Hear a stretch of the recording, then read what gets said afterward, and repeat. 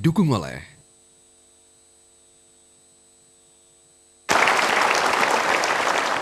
Terima kasih Anda masih menyaksikan Mario Teguh Golden Ways. Kali ini dengan tema kita robot gaji. Kembali lagi, mohon maaf Pak Mario, saya dengan berbagai macam pertanyaan di kepala saya. Ya, sudah dimaafkan. Jadi seorang robot gaji pastinya mengejar penghasilannya lebih dari effortnya sendiri. Betul. Nah, beberapa teman-teman saya, rekan-rekan saya sering sekali curhat kepada saya bahwa pekerjaan itu tidak ada yang enak, Pak. Barangkali mereka ini yang dikejarnya adalah penghasilannya, Pak, bukan si pekerjaannya sendiri. Bagaimana Bapak menyikapi ini, Pak? Super sekali, saya cepatkan ya, lihat. Pekerjaan. Kita bandingkan dengan liburan. Anda lebih semangat berangkat bekerja atau berangkat liburan? Liburan. Lebih lengkap alat-alatnya disiapkan untuk bekerja atau untuk liburan? Liburan. Oke, liburannya dibiayai dengan apa?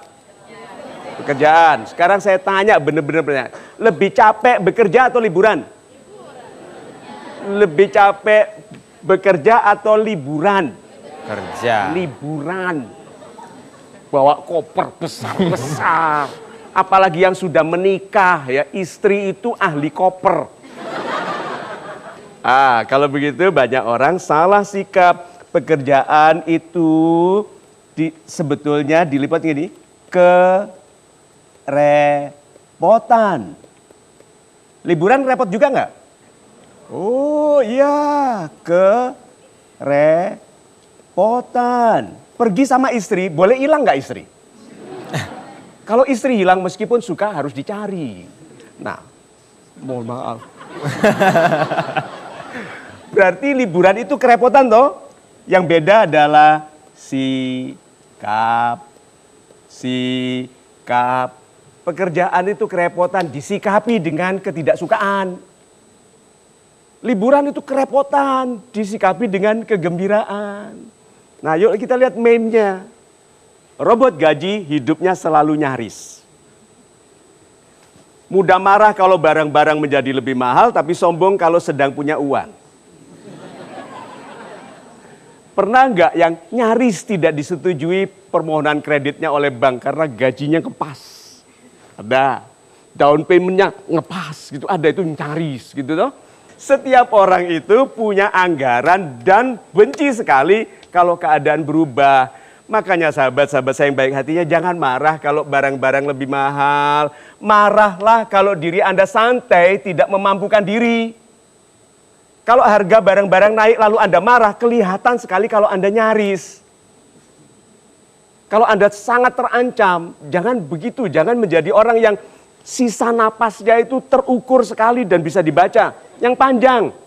Oke, mulai dari sekarang harga naik santai saja. Hanya jangan sarapan, jangan makan siang. Lalu robot gaji itu sombong kalau sedang punya uang. Hidup ini bukan menyelamatkan diri secara pas-pasan. Mampulah, lebih mampulah. Supaya kita bisa hidup lebih banyak dalam kebebasan hati untuk membahagiakan istri, membahagiakan anak-anak. Jangan hidup tegang karena kemampuan kita nyaris. Itu.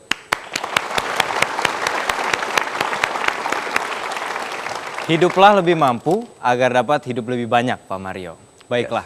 Selanjutnya saya akan mempersilahkan salah satu yang akan curhat kepada Pak Mario. Pak, silakan Pak. Silakan Pak. Saya bekerja sebagai karyawan di perusahaan swasta. Selain itu saya juga mahasiswa di salah satu perguruan tinggi di Serang, Banten. Sebentar. Sekarang masih mahasiswa? Mahasiswa kuliah sambil kerja Pak. Tingkat berapa sekarang? Tahun keberapa? Semester 2 Pak. Baru semester 2? Baru semester 2. Oh my God. Semester 2. Lalu Anda juga sebagai karyawan. Karyawan penuh atau paruh waktu?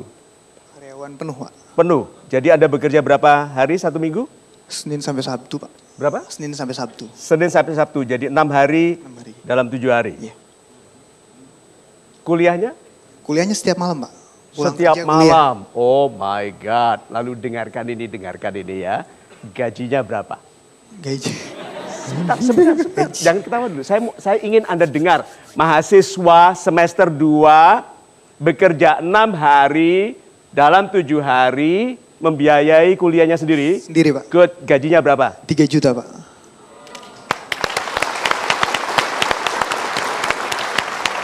I am happy. Saya senang dengar anak Indonesia seperti ini.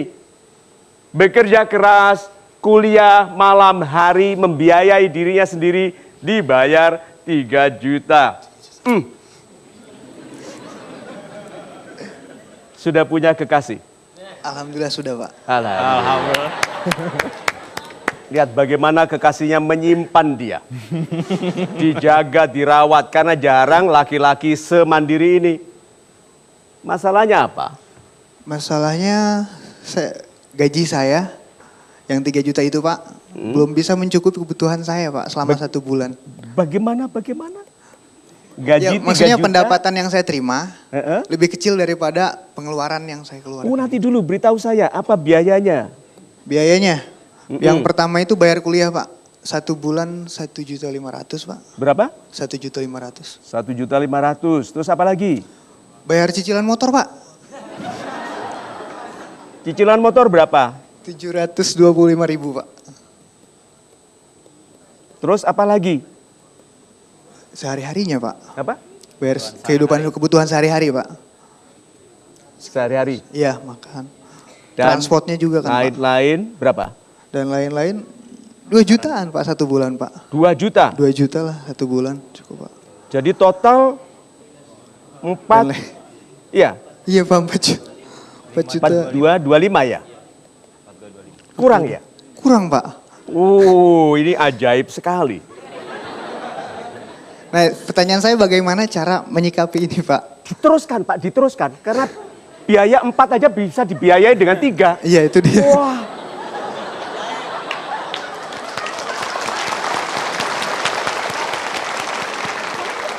Itu harus diteruskan. Ini kemampuan magic ini. Bagaimana caranya Anda selamat, Pak? Dengan biaya 4225, ada kekasih lagi. Ada, Pak. Yang harus ditraktir makan. Iya, Pak. Coba Pak beritahu saya bagaimana Anda bisa selamat selama ini. Saya ini juga sih, Pak, sampingan, Pak, jualan pulsa, Pak. Beritahu saya berapa pendapatan dari jualan pulsa? Jualan pulsa itu modal 500, megang 700 mah, Pak. Untung? 200.000. Untung 200. Ya, 200.000. Masih kurang nih Pak? Masih kurang ya, Pak. Lainnya dari mana? Selebihnya itu nggak tahu itu, Pak. Ada aja gitu, Pak. Ada aja rezekinya. Gitu ya? Iya, Pak. Dompet kekasih dititipkan kepada Anda? Enggak, Pak. Enggak, oke. Enggak, Pak. Enggak ya? Iya, Pak. Ada aja gitu. Jadi kalau gitu nasihatnya untuk Pak Gea dari teman-teman apa? Bisa pinjam mikrofonnya. Dia sudah selamat loh sampai sekarang. Apa nasihatnya? Ada yang mau berikan nasihat? Apa yang membuat dia tertolong walaupun biayanya lebih besar? Mungkin dia suka bekerja keras orangnya. Good, bekerja keras disayang Tuhan. Good, apa lagi? Coba Pak. Mungkin dia banyak melakukan kebaikan, jadi ke sesama mungkin ada suatu tadi yang tak terduga tadi yang tiba-tiba datang tadi. Super sekali. Bapak, kira-kira apa yang membuat dia beruntung? Mungkin banyak teman, banyak silaturahim sehingga ketika dia kekurangan bisa utang juga, Pak. Anda ada hutang? Ada kadang-kadang, Pak. Ada? Kalau lagi kepepet, Pak. Kadang-kadang. Tapi terbayar nggak utang? Bayar pasti, Pak. Super sekali. Coba sekarang begini. Faktor yang kelihatan sangat dominan di dalam keberuntungan beliau ini adalah pada usia semuda itu loh. Umur berapa sekarang? 21. 21. My God. UMR di perusahaan tempat Anda berapa? 2.040.000, Pak. Ya tuh. 2.340. 2.300.000 UMR dia dibayar 3 juta ini dia tidak akan protes tentang UMR. Karena dia telah berada di atas ambang UMR. Nah sekarang gini, umur berapa Anda akan menikah? 25 Pak, target Pak. 25, target. Berarti sekarang 21 ada 4 tahun lagi. Ada 4 tahun lagi Pak. Anda mau menabung berapa per tahunnya? Menabung per tahun itu 5 juta lah Pak minimal Pak. Mana mungkin itu tadi. Per tahun kan Pak ya? Setiap tahun mau Iya. nabung berapa? Setiap tahun, iya 5 juta Pak. Kak, ada aja itu Pak, yang adanya itu rezeki kita terhingga. Ya itu biayanya itu 4,2, gajinya 3 juta, mau nabung setiap tahun 5 juta. Oh maksudnya, Ayo dari mana? itu dia rezekinya ada aja Pak, alhamdulillah Pak. Rezekinya, nah sekarang, ini saya sampaikan ke sahabat-sahabat saya yang baik hati ya. Rezekinya ada saja, lihat ya. Apakah ada orang membatasi rezekinya? Ada orang yang suka membatasi rezeki? Tidak ada. Tidak ada yang suka, tidak ada yang mau. Tapi ada yang tanpa diketahuinya membatasi rezeki. Yaitu orang yang hanya mengharapkan gaji. Itu begini ya, mohon maaf istilah saya untuk mempersonifikasikan Tuhan. Tuhan tidak pernah bisa kerepotan. Tapi Tuhan kerepotan membesarkan orang, membesarkan rezekinya orang yang bergantung hanya kepada gaji. Karena bisa dia jualan pulsa, jualan mie, jualan LPG. So kita itu banyak demikian terbatasnya sikapnya. Ini loh pengejawantahan dari firman yang sederhana, hanya berharapanlah kamu kepada Tuhan. Tahu orang yang gampang kaya? Ini loh mindsetnya. Lihat segala sesuatu bisa dijual. Orang yang begini pikirannya gampang kaya. Dipakai nggak? Bisa dijual. Pernah nggak ketemu orang begitu? Bagus, bisa dijual. Nah banyak orang hanya menunggu dibayar. Tapi tidak membuka mata bagi kesempatan. Dengarkan ini kalimatnya sederhana. Kesempatan dijawabnya doa. Sebetulnya setiap orang dari kita ini berada di ambang jawaban doa. Tuhan hanya menunggu upaya. Itu.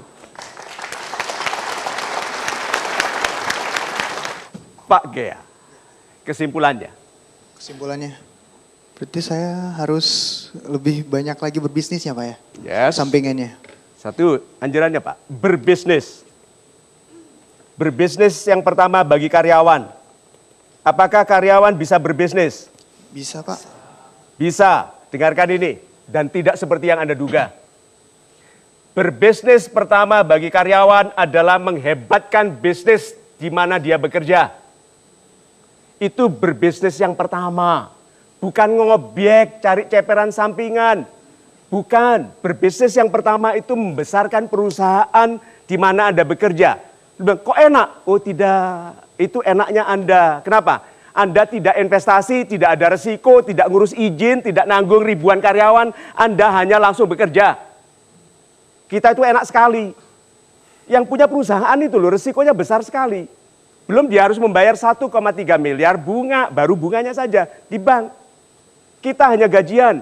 Jadi bisnis pertama bagi karyawan adalah membesarkan perusahaan di mana dia berada. Berbaktilah di situ supaya Anda dihormati. Gitu Pak. Terima kasih Pak Mario. Baiklah sahabat-sahabat super yang ada di studio maupun ada di rumah. Temukan kesempatan itu dan kejarlah dengan upaya. Tetap bersama kami di Mario Teguh, Golden Ways. Kita itu distratakan berdasarkan gaji. Jadi perusahaan yang bilang menghormati Anda tapi tidak membayar dengan baik, dia tidak menghormati Anda. Jadi kalau Anda harus keluar bukan karena cari uang lebih, cari yang lebih menghormati Anda.